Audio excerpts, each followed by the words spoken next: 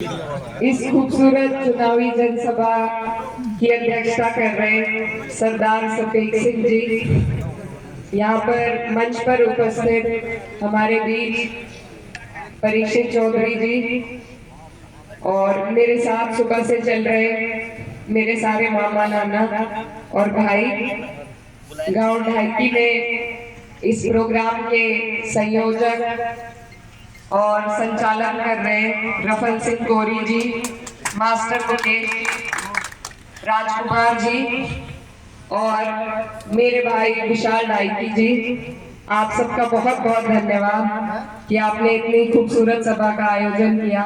और देर से हमारा आना हुआ, लेकिन उसके लिए माफी चाहती हूँ, लेकिन आपका दिल से आभार व्यक्त करती हूँ कि आप यहाँ आज हमें सुनने के लिए आए। ये जो चुनाव है, पूरे देश में चुनाव का माहौल है और उसी मकसद से आज हम आपके बीच में आए हैं। 19 तारीख है, साइकिल का निशान है और ये चुनाव आपके हमारे लिए बहुत महत्वपूर्ण चुनाव है, क्योंकि ये देश का चुनाव है। देश की नीतियां इस चुनाव से तय होती हैं, जिनका असर सीधा सीधा आपके और हमारे जीवन पर पड़ता है। तो इसमें सही चयन करना जिम्मेदार नागरिक होने के नाते हमारा फर्ज है। आज डबल इंजन की सरकार के हमने 10 साल का कार्यकाल देख लिया है। मुझे बताने की जरूरत नहीं है कि क्या सब हो रहा है, हालात आपके सामने हैं। हमारे जो किसान भाई हैं, वो किस कदर इन पूरे 10 सालों में उनका उत्पीड़न हुआ और आज बेहाल है। 1 साल तक धरना चला, लेकिन सरकार ने किसी की सुनवाई नहीं करी। वहां पर जो भी वादे हुए थे वो आज तक अधूरे हैं। एमएसपी का दावा आज तक अधूरा है, भुगतान पुराना बकाया है, 14 दिन का वादा, और जो वादा किया गया था कि अगर 14 दिन में पेमेंट ना हो तो ब्याज के साथ आपको आपका पेमेंट मिलेगा, ये भी आज अधूरा है। 700 हमारे किसान भाई शहीद हुए वहां पर। हमारे जो प्रधानमंत्री जी है, मन की बात हर हफ्ते करते हैं, लेकिन एक भी मन की बात में उन्होंने किसानों की बात नहीं कही। बेरहमी से किसानों को कुचला गया इन्हीं के एक नुमाइंदे के द्वारा, लेकिन उन पर भी कोई कार्रवाई नहीं हुई। आज वो दोबारा से टिकट लेकर चुनाव लड़ने का काम कर रहे हैं। हमारी जो बहनें हैं और जो महिलाएं हैं, पहले मणिपुर में, और जो हमारी महिला खिलाड़ी हैं, उनके साथ किस तरह का शोषण हुआ है वो भी आपके सामने है। ये इसी सरकार के कार्यकाल में है कि आज जो मजदूर भाई हैं वो परेशान हैं, बेहाल हैं। जो छोटे व्यापारी हैं उन पर अनेकों तरह के टैक्स लादकर उन्हें कमजोर कर दिया गया है। आज आपके और हमारे ऊपर बिजली की दरों का एक प्रकोप भी डाल दिया है। ट्यूबवेल तक हम मीटर पहुंच चुके हैं, तो लेने के लिए इनके पास सारे हथकंडे तैयार हैं, लेकिन जब आपके हमारे पेमेंट की बात आती है तो वो इनके पास नहीं है। और ऐसा नहीं है कि सरकार के पास पैसे नहीं है, इन्होंने 16 लाख करोड़ उद्योगपतियों का कर्जा माफ किया है। इतने में किसानों का ये बहुत बड़ा दर, बहुत बड़े कर्जों का दर माफ कर सकते थे। तो ये इनकी नीयत है जो आपके और हमारे सामने है। मेरे युवा भाई यहाँ पर खड़े हैं जो पहले फौज में भर्ती होने की उम्मीद रख के तैयारी करते थे, आज उसको भी संविदा की तरह 4 साल का बना दिया इन्होंने, अग्निवीर बना के रख दिया। इसके अलावा कोई वैकेंसी निकलती है, उसमें तैयारी जब हमारे भाई करते हैं, बहनें करती हैं, तो कुछ उनके लिए हो, उन्हें कुछ मिल सके, उससे पहले पेपर लीक हो जाता है। और सिर्फ फॉर्म भरने से ही इन्होंने लाखों करोड़ों रुपए इकट्ठा कर लिए हैं। तो ये जो सरकार है सिर्फ आपसे हमसे लेना जानती है, इनके पास कोई लाभकारी योजना नहीं है जो आपको हमें मिल सके। इन्होंने खुद कबूला है कि ये 80 करोड़ लोगों को फ्री में अनाज देने का काम करते हैं और इस पे अपनी पीठ थपथपाते हैं। लेकिन ये काम सरकारों के नहीं है। इन्हें शर्म आनी चाहिए कि आज हमारे देश को ये इस कगार पे लाकर खड़ा कर दिया है कि 80 करोड़ लोग इनकी तरफ देखते हैं अनाज के लिए।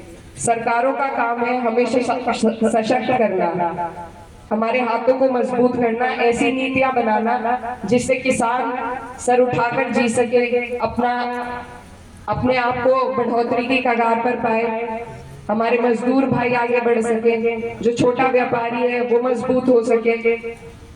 तो इनकी नीतियों में खोट है। ये सिर्फ कुछ उद्योगपतियों के लिए काम करना चाहते हैं। सारी सरकारी संस्थाएं जिनसे कम दामों में आपको और हमें लाभ पहुंच सकता था, वो बेचकर इन्होंने अपने कुछ दोस्तों की झोली भरने का काम किया है। और इलेक्टोरल बॉन्ड का स्कैम तो आपके सबके सामने है ही कि एक हाथ से देना है और दूसरे हाथ से ले लेना है। तो ये हमारी सरकार की, डबल इंजन की सरकार की कुछ नीतियां हैं जो मैं चुनाव का माहौल है इसलिए आपको याद दिलाना चाहती हूँ, क्योंकि बहुत अहम है कि जब हम 19 तारीख को वोट डालने जाएं तो ये सब बातें हमें याद रहें। अगर हम चूक गए तो फिर से 5 साल का पछतावा होगा। हमारे जिले में कई धरने हुए मिलों के लिए, और उन धरनों पर बैठे हुए बड़े बुजुर्ग यही कहते थे कि अब की बार मौका आएगा तो बताएंगे। तो आज ये मौका आपके सामने है।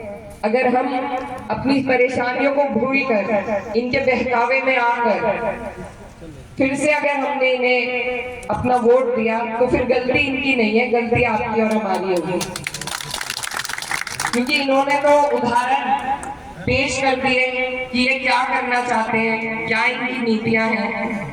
अब सही चयन करने का फैसला आपका और हमारा होना चाहिए।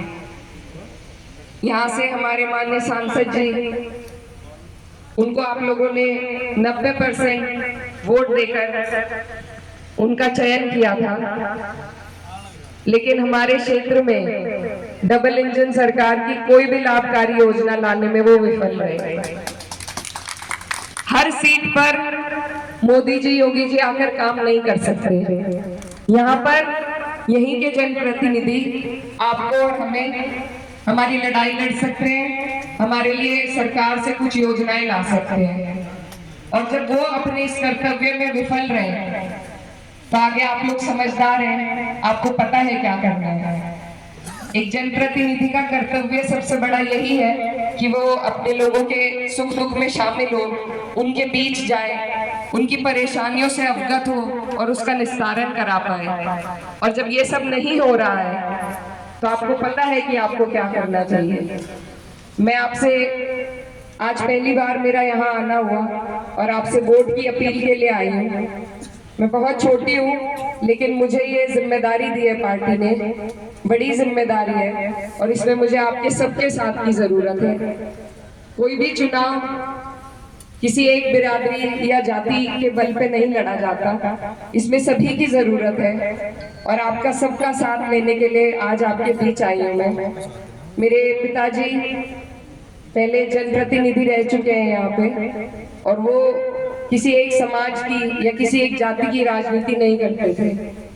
वो यही कहते थे कि नेता का कोई धर्म नहीं होता, कोई बिरादरी नहीं होती, उसके लोगों को धर्म उसके अपने हैं, सारी जातियां उसकी अपनी है, और सभी का सम्मान करना उसका कर्तव्य है। अगर कोई नेता किसी एक बिरादरी की तरफ या किसी एक धर्म की तरफ अपना झुकाव करने लगे, वहीं से उसका पतन शुरू हो जाता है। तो उनकी यही सीख है जिसको मैं आगे बढ़ाकर ले जाना चाहती हूँ, और इसमें मुझे आपके सबके साथ की जरूरत है। आज जितना प्यार और मान सम्मान यहाँ आपने मुझे दिया है, ये मैं कभी नहीं भूल पाऊंगी, और आपको यकीन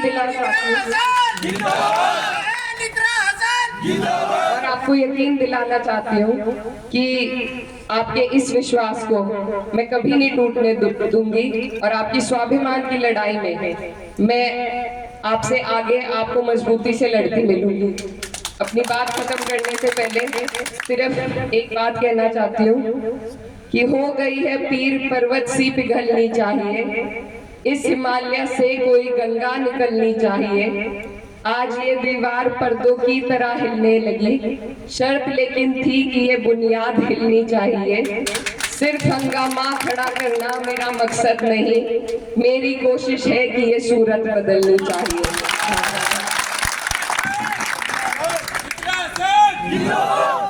और भाई केर सिंह पोंटी, भाई केर सिंह पोंटी का वो भी आए। यहाँ आने से पहले गाड़ी में विशाल भैया ने मुझे एक बात कही थी, और आप लोगों की सबकी डिमांड भी थी कि गांव में हमारे जो युवा भाई हैं वो सभी खेल के मैदान की डिमांड थी आप लोगों की।